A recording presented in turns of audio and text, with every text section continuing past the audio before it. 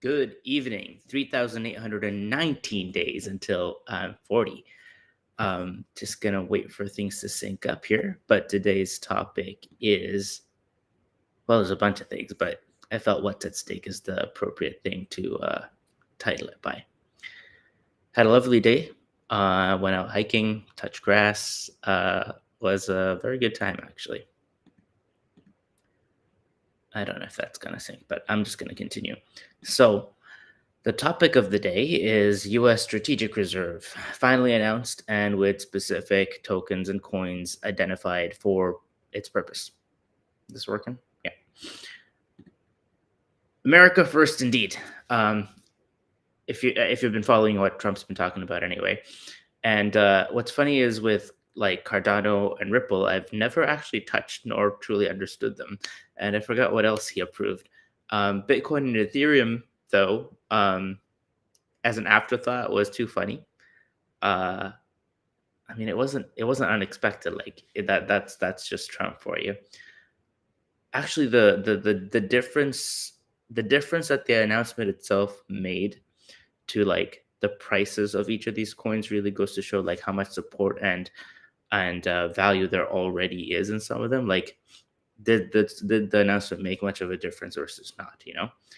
Um, I mean, I think some of them are just being kept alive because of the announcement, but who knows? That's not necessarily true. But it goes to show like just fate or luck or whatever you might call it. Like, you just got to stay in your lane, build, keep going at whatever you're doing, and something, sometime in your lifetime or not, it's gonna work out if you believe in it. And this made me think about like how people used to. I mean, they still do, but like it was more outwardly prevalent that people would, put themselves out on, like, they would put themselves on the line. People would put themselves on the line, um, for whatever they believed in or wanted or disputed or presented or fought for. I mean, we used to settle disputes or issues in the past through like duels and jousts and um, like even when you lose, you gain the respect of others, and your truth is presented or studied at some point or another. In a different term, like some of the great artists, right? Their work wasn't recognized and valued till after their time, and you know, being ahead of your time is not great for business. It's terrible for running a startup. I know firsthand, but there's something beautiful about it as well. And I'd like to take that to like, like it's a risk, right? Like when you're going ahead of when you're really passionate about something, you're ahead of your time, it's a risk. And with things like that, there's one thing I'd like to kind of I've been exploring myself, but I'd like to kind of explore a little bit more here, that there may actually be, because they say it's hard to tell the difference between like courage and stupidity, right? But I do think there is something that can be distinguished. Like when you fail or lose something without being afraid, like you're not afraid and you just kind of lost it anyway. Um, no one cares, like you, you made a stupid mistake. But when you lose something, dis like despite like standing through a certain fear, like that's seen as courage and is commendable. It's a failure. It's a commendable failure.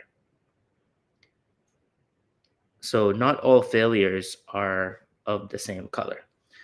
And this has brought me to start truly, or at least understanding for myself, what it means to build in public. Like you'll hear this term from these Caesar founders, like build in public, build in public. And I never quite understood what that meant. Like, does that just mean be transparent about everything? Like, that's not good for business either. Um, but my spin on it is, and it's like maybe I just got it right. Maybe this is what they all meant all along, and they don't explain it, or they do explain it, and I just didn't get it until now. And if you're listening to me, you won't get it until you go through this. But anyway, the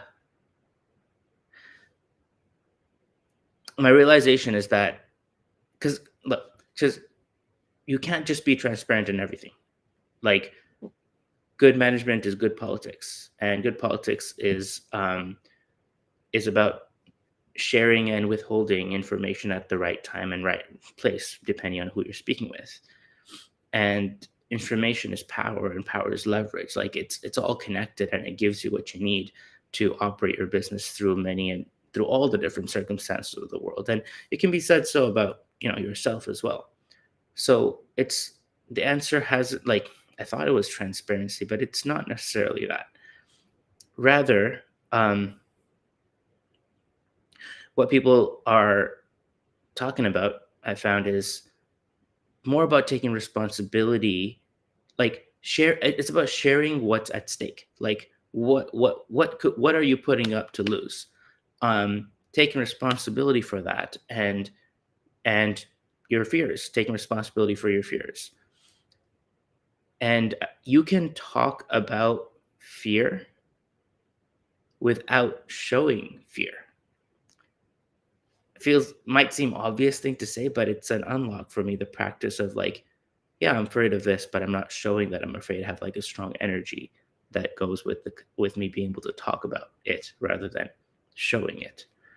And the impact is like on others is, at least for me, noticeable now. I don't know what they're actually taking away from it.